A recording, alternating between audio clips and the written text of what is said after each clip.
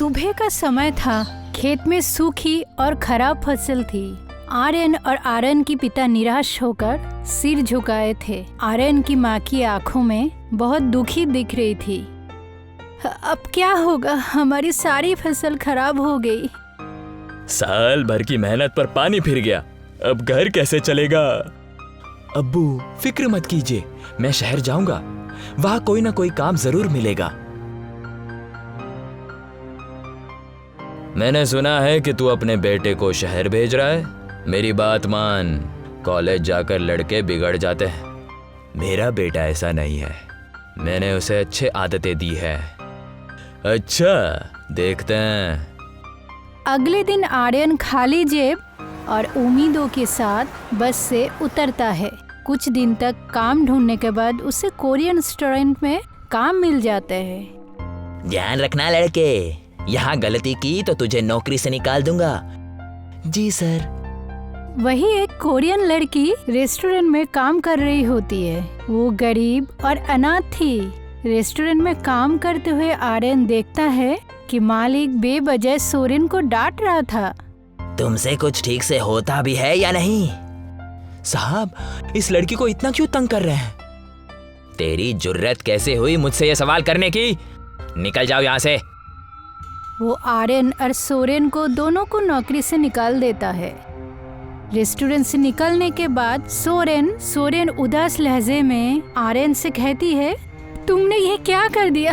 मैं अनाथ हूँ, मेरे पास कोई ठिकाना नहीं। कम से वहाँ खाने और रहने की जगह तो थी। मैं हूँ ना, मेरे साथ मेरे कस्बे में चलो। तुम्हारे गांव वालों मुझे स्वीकार नहीं करेंगे। मैं कोरियन हूँ और ये हिंदुस्तान है। लोग हमारे बारे में तरह तरह की बातें करेंगे। अगर दुनिया सवाल करेगी तो मैं जवाब दूंगा, तुमसे निकाह करके। मैं तुम्हें यूं बेसहारा नहीं छोड़ सकता। सोरेन आर्यन पर भरोसा करके उससे विवाह करके उसके साथ गांव चली जाती है। गांव में आपस में बातचीत करते हैं। तभी दूर से आर्यन और सोरेन आते दिखते हैं। अरे, आर्यन शहर से लौट आया और अपने साथ एक परदेसन को भी लेकर आया है। देखा, कह रहा था कि अपना लड़का बहुत संस्कारी है। अब देखो, कोरियन लड़की लेकर आया है। आर्यन की माँ और पिता घर के बाहर खड़े थे। उनका चेहरा उतर जाता है।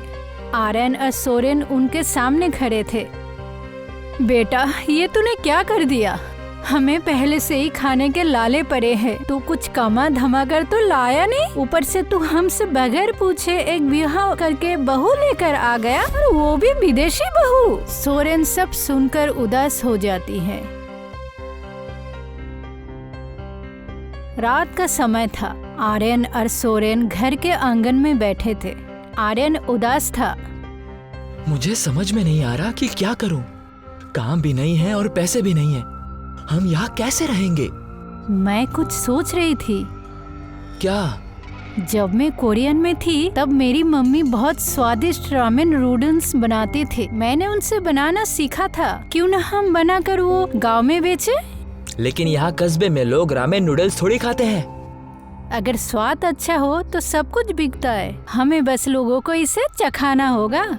लेकिन कस्बे में तो किसी के पास ज्यादा पैसे नहीं होते, इसलिए हम इसे सिर्फ 1 रुपये में बेचेंगे।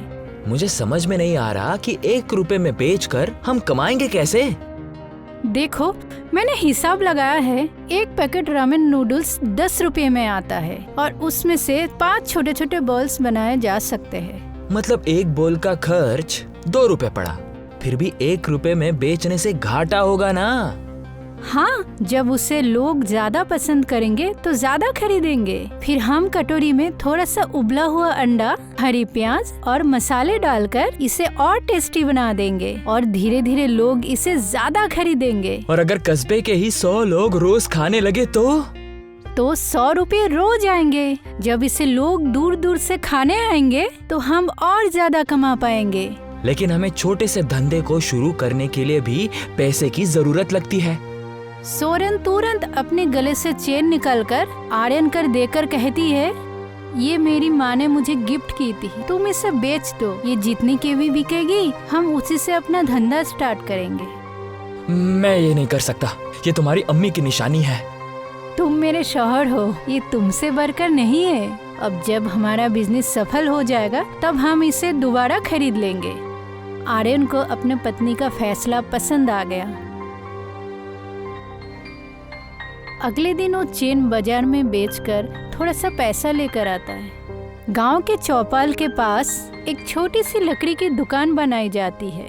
दुकान पर एक तख्ती टंगी थी, कोरियन बहू का रामेन, सिर्फ 1 रुपये में।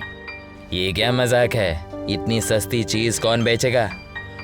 अरे देखा, संस्कारे बेटे की संस्कारी बीवी का कमाल। अब वो कस्बे में अजीब सजीब चीजें खिलाएंगी। गांव के लोग हंसने लगते हैं, लेकिन तभी सोरेन चूल्हे पर एक बर्तन में रामेन नूडल्स डालते हैं। उसकी खुशबू हवा में फैल जाती है। अरे, इसकी तो खुशबू बहुत अच्छी आ रही है। सोरेन एक छोटी सी कटोरी में नूडल्स परसती है और पहले ग्राहक को देती है।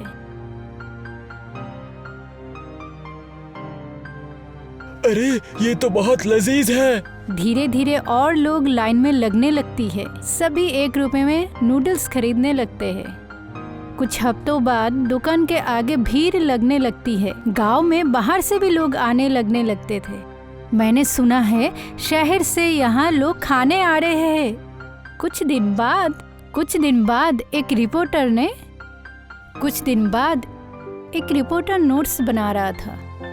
कस्बे की कोरियन बहू ने अपनी मेहनत से एक छोटा सा रामेन नूडल स्टॉल खोलकर पूरे इलाके में पहचान बना ली है। सिर्फ 1 रुपए में लजीज रामेन देकर उन्होंने अपने धंधे को एक नई ऊंचाई दी है। कुछ दिन बाद गांव में बड़ा सा रेस्टोरेंट बन चुका था, कोरियन बहू का रामेन। मुखिया गांव के लोगों को लेकर रेस्टोरेंट के अंदर आते हैं। बेटा, हमने तुम्हारा बहुत मजाक उड़ाया और बहू से भी गलत रवैया किया। हमें माफ कर दो, हम गलत थे। आपने हमें जो ताने दिए थे उन्हीं से हमें आगे बढ़ने की जुर्रत मिली। मुखिया और गांव वाले रेस्टोरेंट के बाहर चले जाते हैं। आर्यन अपनी जेब से अपनी पत्नी की चेन निकल कर देते हैं और कहते हैं, ये लो अपने अम्मी का गिफ्ट। मैंने इसे जितने रुपयों में बेचा था, कल इसे 2 गुनी कीमत पर खरीद लिया। आर्यन को पत्नी दोबारा अपनी माँ की गिफ्ट अपने गले में पहन लेती है। कभी सोचा था 1 रुपए का रामेन हमें यहाँ तक ले आएगा? मेहनत और लगन से कुछ भी संभव है, इतना बोलकर और वो दोनों मुस्कुराने लगते हैं।